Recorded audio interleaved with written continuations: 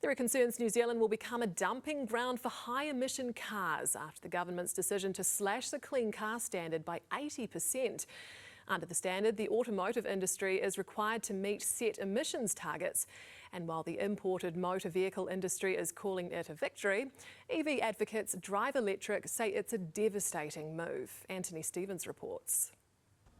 These may be the next generation of electric vehicles on display in Auckland, but they, and all imports, new and old, are set for a major shake-up.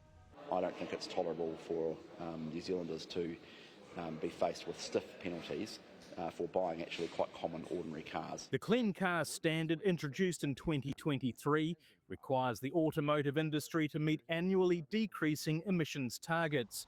Importers could accrue credits for being under, but face large fines for being over. Our industry has been really hit hard by the Clean Car Standard.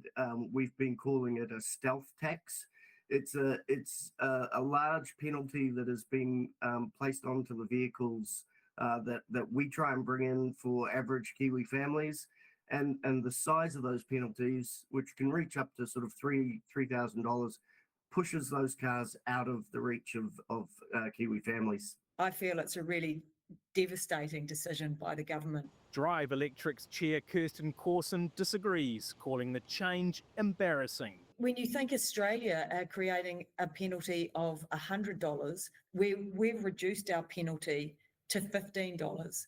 What's going to happen? Oh, well, we're going to end up being the dumping ground and importing a whole lot of dirty vehicles into this country that will spend decades on our roads. Charges are set to be cut by nearly 80%, from $67.50 per gram of carbon dioxide to just $15 for a new vehicle.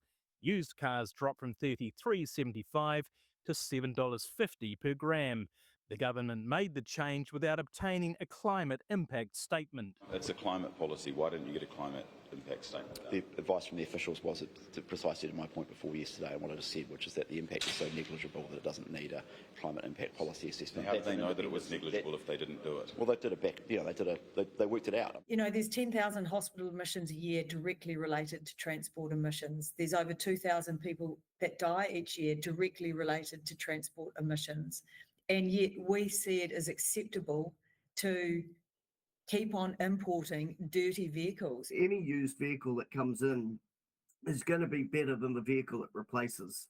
And we're replacing 20-year-old vehicles with 9 and 10-year-old vehicles that are cleaner and safer. While all parties agree there's been a dramatic slowdown in electric vehicle sales, Drive Electric says the government has failed in its election promise to boost EV charging points across the country to 10,000 by 2030. It currently stands at just under 1,400. Yeah, I would call it the Kiwi build moment, yeah. So another government policy that has everyone in the car import business charged up. The slashed Clean Car Standard will be passed into law by the end of the week.